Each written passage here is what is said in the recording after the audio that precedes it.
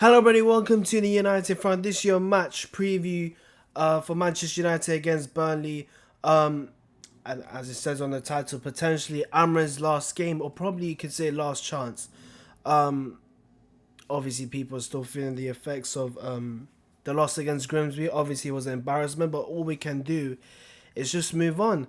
And I don't know why, obviously, it is a Burnley match preview, but I've obviously looked at the Grimsby game and think, you know what, it somehow somehow this looks almost feels like it's 3 points dropped, when it's not even a Premier League game, Premier League opposition. So I don't know, but look, it's a must win. Every game's a must win unless we face a team where you don't feel like, it's unrealistic for us to win. But I just think a team like Burnley, we just have to win. We're still, look, Burnley have got to win. Sunderland have got to win. Leeds got to win.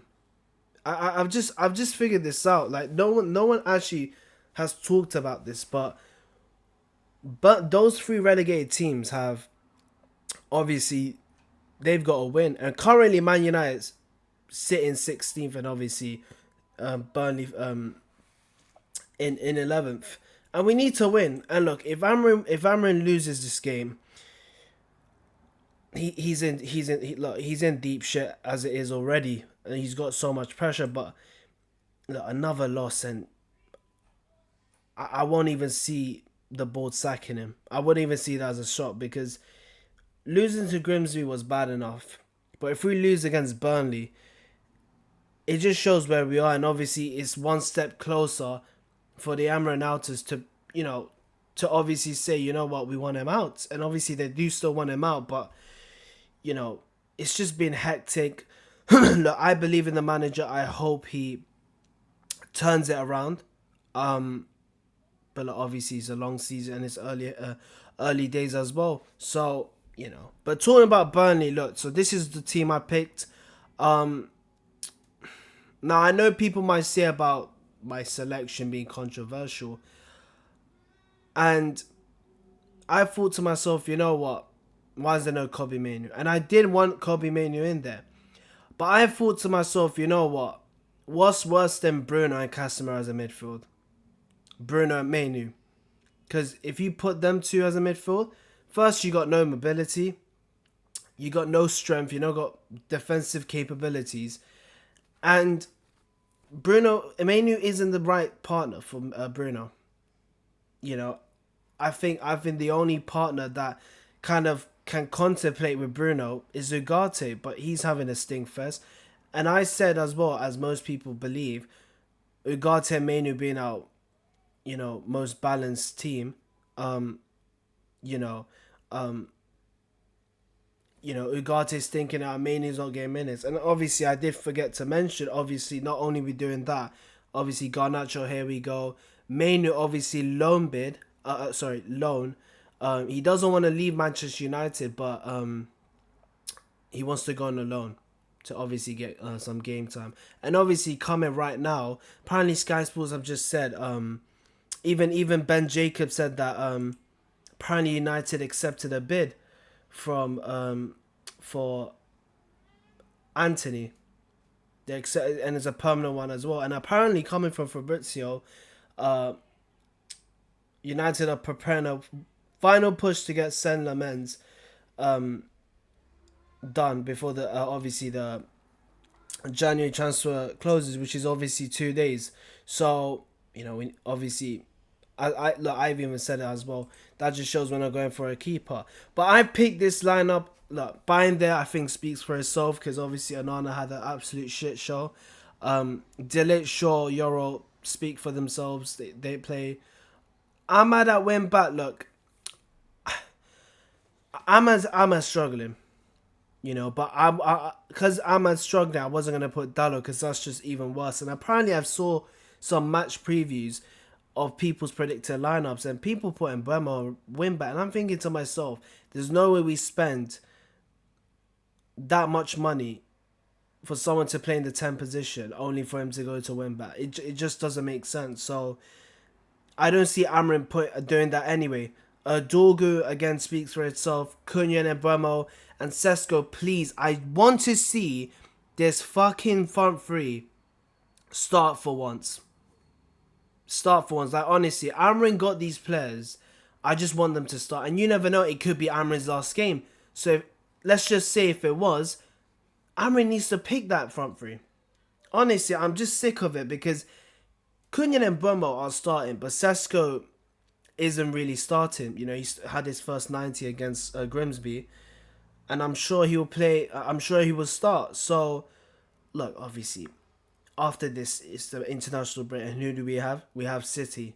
So, I want him to start, get a bit of game time, get a feel of the Premier League, because I feel like coming off the bench, you know, I don't feel like it's much of a difference. But look, I want him to start. Obviously, against Burnley, I feel like if you want to make a start for yourself, I feel like do it against a team like Burnley. I mean, why not? Obviously people predicted Burnley to go down anyway, so you know.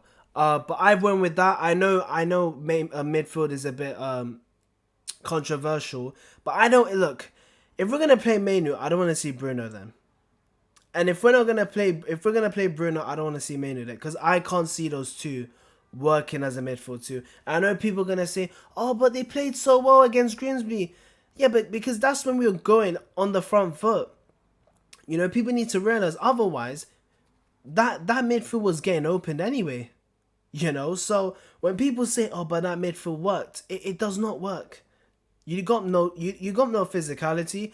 There's no mobility, and Bruno and MAINOO don't contemplate with each other. They just don't. You know, you look at Roy Keane, you look at Paul Scholes, they contemplate each other, not only because of how brilliant they were. They knew when to defend, they knew when to attack. You know, the pivot, that people need to realize, the pivot too, it's not that one person goes up and one person sits deep. They have to move they have to move at the same time. It's like almost like, you know, it's like almost, you know, doing a puppet show, and obviously you have two sticks to hold the puppet. They need to be working together. When I see anyone, whether it's Ugarte, Casemiro, Ugarte, MAINOO, Ugarte, Bruno, or whoever is the midfield, they don't work together. It's almost like they don't really care what they're doing. Amorim's midfield too, they work together. That's when you see, you know, for example, you know, Ugarte or whoever was next to him at Sporting, whether it was Hemmold or Morita at Sporting, they worked together. It wasn't that one person did this and one person did that. No, it was like it was like going in a river. Sorry, not a river. It was like going in a rhythm. You know, so that's why United need a midfielder, but they don't need any midfielder. They need someone that can play in the pivot too. So I just can't see MAINOO playing. I hope MAINOO starts, but I don't want to see Bruno next to him. And if you're willing to play Bruno, play him in the fucking 10. But the problem is, you're either going to have to drop Mbeumo or Cunha. Because I don't want to see Sesko dropped. I don't want to see Sesko dropped and not have a striker and not have a vocal point. And I'm sick and tired of, you know, playing with a false 9 and not having a number 9. You know, we did this before. We did it against Fulham. We did it against Arsenal. It did not work. So what makes you think doing it against Burnley will work? You know, so, you know, because when Amorim plays that way, instead of, Amorim's not even playing his balanced team or best, he's just trying to put the best players. It's not even his best team. He's just trying to put the best players on. You know, it's like how we did it with England. You know, we tried putting the best players on and it was not balanced enough. So putting Cunha up front, Bruno and Mbeumo, whatever, or Mount, for example, you know, there's no balance. So, you know, and you need players to play to their strength. You need, like, Cunha as number 9. He's not a number 9. He's a number 10. You know, you need to play players to their position. You know, Bruno's not a number 8. Play him to his position, which is a number 10. But anyway, I went with 2-0. Look, this could go 1-0. This could be a loss. We could score. But I went 2-0 because I don't see this team scoring a lot. That's the biggest disappointment you can get from United. Um, so I went with 2-0. Sesko, I figured why not? And then Buemo obviously did score against Grimsby, so hopefully that gives him a bit of confidence. And obviously man of the match, so I figured why not? Um, Talking about Burnley, before obviously I get to other shows. Obviously they started the Premier League with a loss to Tottenham, and then obviously beat Sunderland, and obviously beat Burnley in Derby County. So obviously right now they're in a winning streak. Unlike us, we haven't even won a fucking game. So obviously it puts us in deep shit. But I can tell you this. I mean, the question is, would he go with a back five, Scott Parker, or would he go with a back four? Because he could change it up a bit. And look, Burnley are a type of team that don't keep the ball. They don't mind giving the opposition possession. Just seeing her against Tottenham, he did go with a back five. So if that's the case, he could go with a back five. He could go with a back four. Obviously, Kyle Walker's playing for them. Just want to see what they did against Derby County. But, they're a team that relies on hard work. They're more of a pressing team, because I did see them against Sunderland, and Sunderland just struggled. The amount of times they won the ball, that work ethic, it was absolute crazy. So, you know, um, but look, I mean, I'm just seeing how obviously he did go over 4-4-2 against Derby, but if we're talking about Premier League, it's either he's gonna go over back five or 4-2-3-1. Obviously Hannibal Medri, former United player. Josh Cullen, Dubravka. I mean, look, Dubravka, he could have a bloody masterclass against us. I wouldn't be surprised. Kyle Walker has said. Marcus Edwards, former player under Amorim. So yeah, I mean, look, obviously I'm not gonna say Burnley are favourites, but in terms of who's got advantage in terms of momentum, it's obviously Burnley. But it's a must-win game, and we have to win. Otherwise, we're just in deep shit. I understand we didn't have the greatest of starts, and look, you want a great start, especially kicking off against Arsenal. We never had that, but we had performance. Look what happened against Fulham. It went all to shit, and then obviously Grimsby, that was an absolute shit show. All we need to do is forget about Grimsby, just focus on the next game. And what I want from United, forget how we play. I just want clinical finishing. That's it. Because I don't want tomorrow to be, Bayern there makes a mistake, or a midfield mistake, because also it was a goalkeeper mistake. Fulham, it was a midfield mistake. Grimsby, it was a goalkeeper mistake. I don't want it to be a pattern. So, but apart from that, look, I went with 2 now. I think why not? But yeah, that's about it. Look, I just want to win.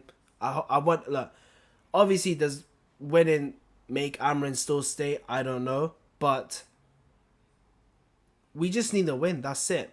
Because after this, in the international break, we got City and we got Chelsea, and the way we started, I'm just shitting myself. So, but apart from that, yeah, that's about it. Fortunately, I can't do the watch along because not available. Saturday is a bitch. So yeah, yeah, no watching on, but I'll still do the match reaction. So yeah, but yeah, talking about other news, Garnacho, here we go. Now look, obviously the deal's done. Obviously Garnacho wanted Chelsea all this time. All I'm gonna say is gonna be short and simple. I wish nothing but the best. Now I know people might say, "Oh, look at him. He went to his rivals against Chelsea. Oh, he absolutely disgraced United fans. Oh, he hates us or whatever." I don't care. I'm not one of those people that say, "Oh, he's going to be a superstar," and then turn his back saying, "Oh, he was never that great anyway. Take him, Chelsea." No, I'm not that type of guy. Because I'm honest like that. I'm not going to be... Look, I was honest about Gyökeres. I did want him. And so did a lot of Man United fans. But since he chose Arsenal over us, people wished he flopped. I wish he wins. I wish he does good for Arsenal anyway. Same with Garnacho, you know? And look, it is what it is. It didn't happen to be. And look, I saw a photo of him, MAINOO and Højlund. And you look at MAINOO that could probably go on loan, which I'll talk about. Garnacho obviously going to Chelsea, and it looks like probably Rasmus will go to Napoli, which almost here we go soon, which obviously came from Fabrizio. So it's crazy how things can change after a year, and you always look at that photo, you're thinking that's the future, and then it just absolutely shatters into pieces. So look, I know Garnacho's a talented player. Obviously, he's got that ego and attitude side of him, of course, but who doesn't? Because let me tell you something. Ronaldo's my GOAT. But one thing I hate about Ronaldo is his constant complaining about when he gets subbed off. And he still has it. Players have flaws, and Garnacho will have his flaws, So, look, all I'm saying is he does well because I know how great he is. Obviously, he was, I don't know, he was probably top 10 in the Copa. Well, basically young Ballon d'Or, whatever you want to call it, so everyone knows how great he is. But yeah, obviously memories like scoring in the FA Cup, bicycle kick against Everton, scoring in the Youth Cup final, which was actually my first time watching a Youth Cup final. So yeah, but look, obviously all the best, and obviously memories and all that. So yeah, talking about MAINOO, so obviously apparently this came from Fabrizio that MAINOO wants to go on loan. Now obviously he did say that he doesn't want to go permanently. He's only going on loan because he wants to get game time. Now the problem is, when you get someone like MAINOO who's hardly getting game time, of course he's going to ask to go on loan. My question is, how does someone like MAINOO be put on the bench over and players like Casemiro or Ugarte or even Bruno, who doesn't even fit in that role, get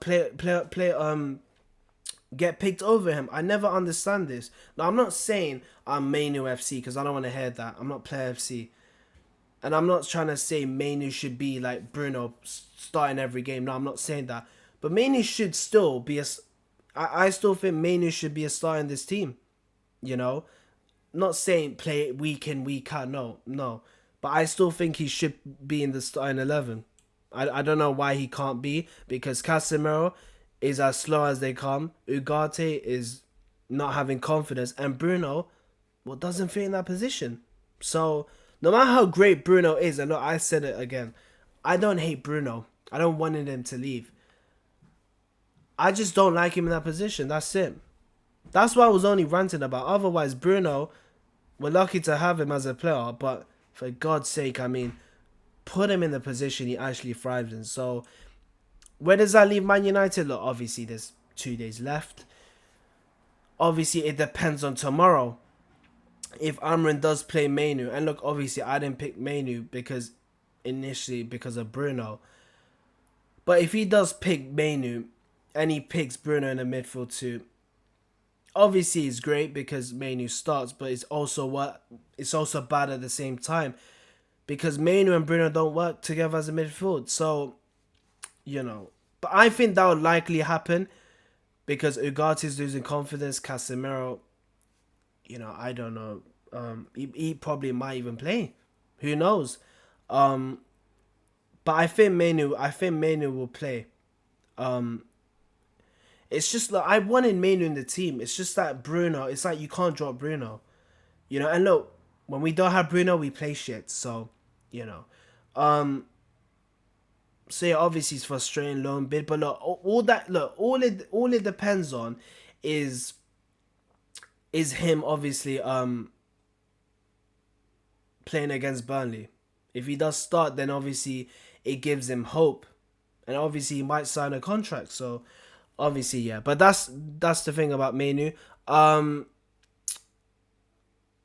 What was I gonna say? Antony. So yeah, Antony.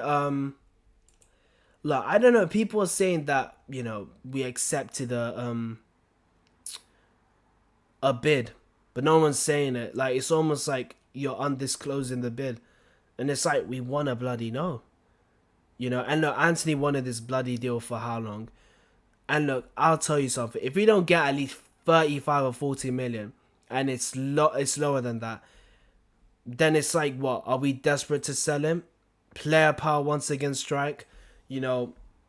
It's just like he wanted the deal to happen, but he was like, the thing is, Anthony wanted this deal to happen, but he was so resilient on not cutting his wages down, and they can't afford him.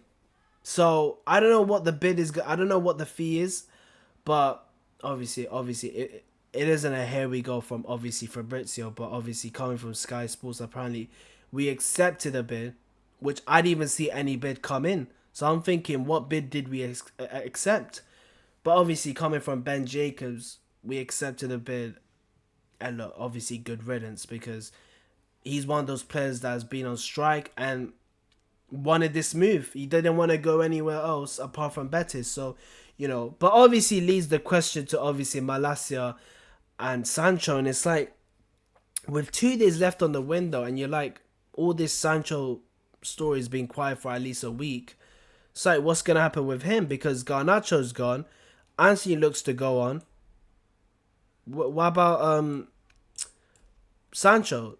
So, I don't know what's happening with Malacia. I've said my point on that. But with Sancho, look, I don't know. Look, we need to sell him, because he's going to go once again. If the transfer window closes, he's going to do the same habit. Stay at home, be on strike, and Man United playing him free money for no reason, which is absolutely horrendous. And we can't afford to, let him go for free. So we are trying to still get money for him. But yeah. But apart from that, I think that's about it. I'm just trying to check. Le Mans, I told you about that. United looking to push the deal to the January transfer window. But this is obviously Florian Plettenberg just said United Betis agreement on a permanent deal. So it's permanent, but what's the fee? That's what I'm trying to check. He can travel for his medical, but an agreement between Antony and Betis is still pending. Oh, for fuck's sake. Well, there you go. There you bloody go. So we agreed a fee.